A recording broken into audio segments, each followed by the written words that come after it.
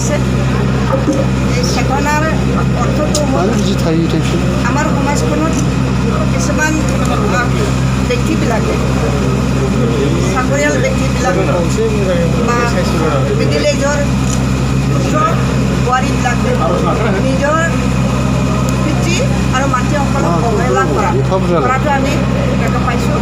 আমাৰ সমাজত এইটো এটা ব্যাধিৰ নিচিনা হৈছে। আমাৰ পুত্ৰ আৰু বোৱাৰীবিলাকে নিজৰ পিতৃ আৰু মাতৃক বেলেগ ঠাইত মানে গাড়ীলৈ লৈ যায় পেলাই থৈ অহা সেইবিলাক মানে প্ৰতিচ্ছবিটো আমি বেছিকৈ দেখা পাইছোঁ। সেইটো সমাজৰ এটা ব্যাধিৰ নিচিনা হৈ যাব। গতিকে সেইটো আমি ৰোধ কৰিব বিচাৰিছোঁ। প্ৰত্যেক সন্তান আৰু বোৱাৰীবিলাকে নিজৰ মাতৃ পিতৃবিলাকক যাতে শ্ৰদ্ধা কৰে, আদৰ কৰে, পৰালৈকে মৃত্যুলৈকে যাতে তেওঁলোকে সকলোৰে সহানুভূতি মৰম চেনেহ পোৱাৰ যোগেদি তেওঁলোকে নিজৰ জীৱনটো উৎসাহিত কৰিব পাৰে।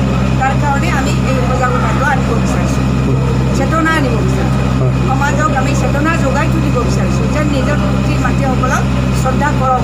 এতিয়া আমাৰ মেছেজ হয়। মাননীয় মুখ্যমন্ত্ৰী ডাঙৰীয়াই এই ক্ষেত্ৰত যথেষ্ট সচেতন। সেইকাৰণে এই চেতনাৰ যোগেদি আমাক ৰাইজৰ মাজত চেতনা যোগাবৰ কাৰণে, সজাগতাৰ সৃষ্টি কৰিবৰ কাৰণে আমাক এই দায়িত্বটো দিছে।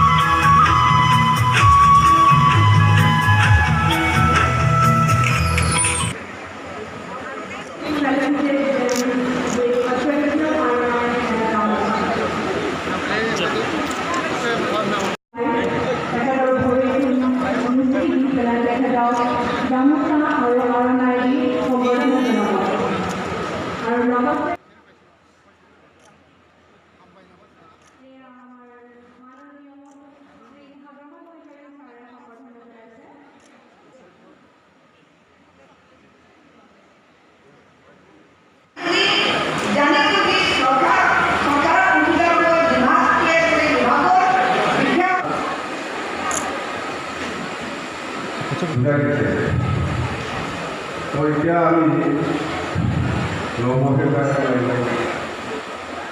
এতিয়া লঘু কাৰণে